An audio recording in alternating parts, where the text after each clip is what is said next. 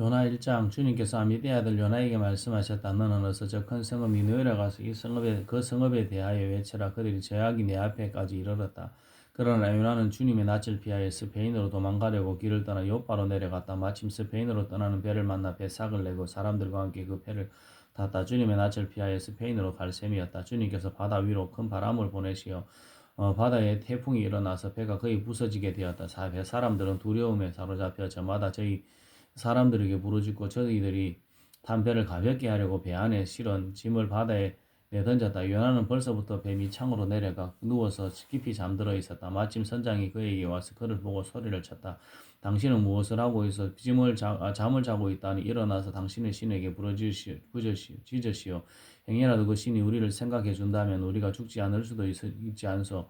내 사람들이 서로 말하였다. 우리가 어서 제비를 뽑아서 누구 때문에 이런 재앙이 우리에게 내리는지 알아봅시다. 그들이 제비를 뽑으니 제비가 요나에게 떨어졌다.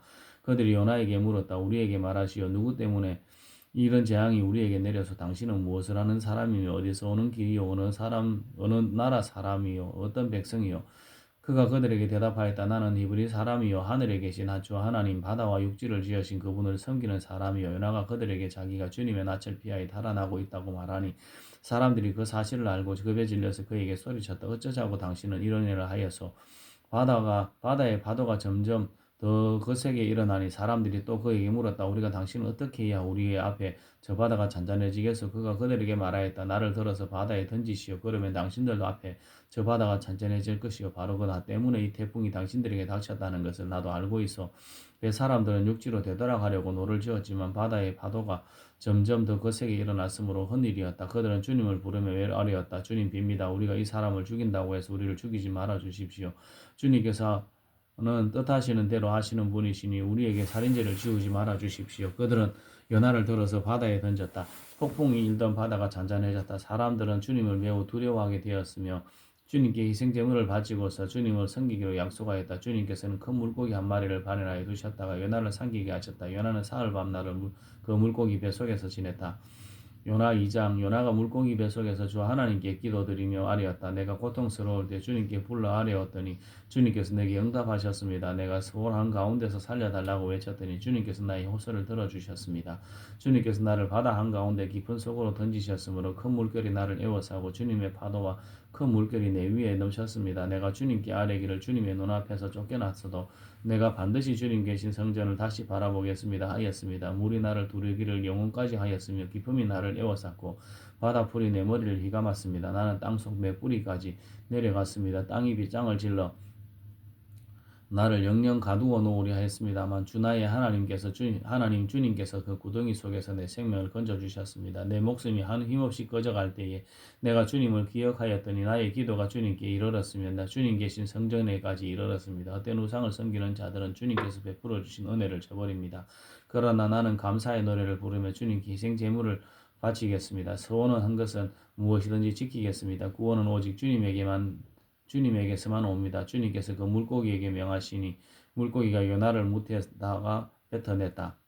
요나 3장 주님께서 또다시 요나에게 말씀하셨다. 너는 어서 저 큰 성읍 니느웨로 가서 이제 내가 너에게 한 말을 그 성읍에 외쳐라. 요나는 주님께서 말씀하신 대로 곧 길을 떠나 니느웨로 갔다.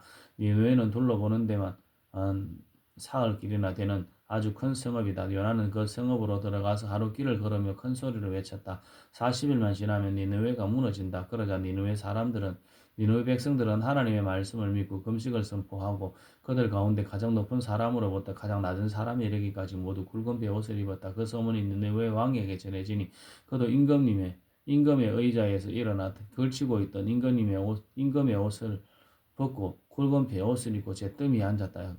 왕은 니느웨 백성에게 다음과 같이 선포하여 알렸다. 왕이 대신들과 더불어 내린 칙령을 따라서 사람이든 짐승이든 소떼든 양떼든 입에 아무것도 대서는 안 된다.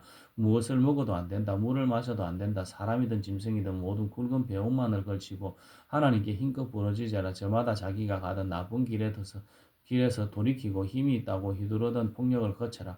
하나님께서 마음을 돌리고 노여움을 푸실 줄 누가 아느냐. 그러면 우리가 멸망하지 않을 수도 있다. 하나님께서 그들을 뉘우치는 것 곧 그들이 저마다 자기가 가던 나쁜 길에서 돌이키는 것을 보시고 뜻을 돌이켜 그들에게 내리시겠다고 말씀하신 재앙을 내리시지 내리지 않으셨다.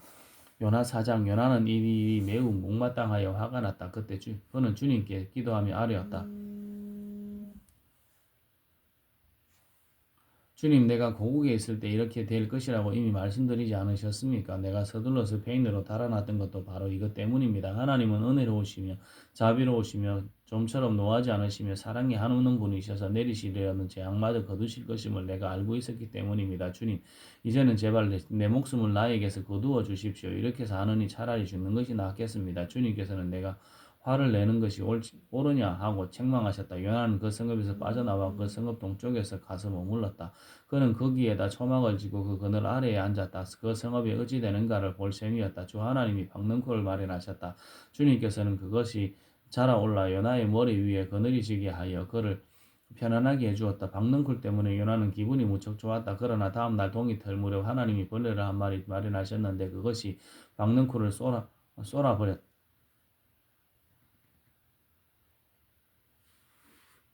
쏟아버리니 그 식물이 시들고 말았다. 해가 뜨자 하나님이 찌는 듯이 뜨거운 동풍을 마련하셨다. 햇빛이 요나의 머리 위로 내리쬐니 그는 기력을 잃고 죽기를 자청하면서 말하였다. 이렇게 사느니 차라리 죽는 것이 더 낫겠습니다. 하나님이 요나에게 말씀하셨다. 박능쿨이 죽었다고 내가 이렇게 화를 내는 것이 옳으냐? 요나가 대답하였다. 옳다뿐이겠습니까? 저는 화가 나서 죽겠습니다.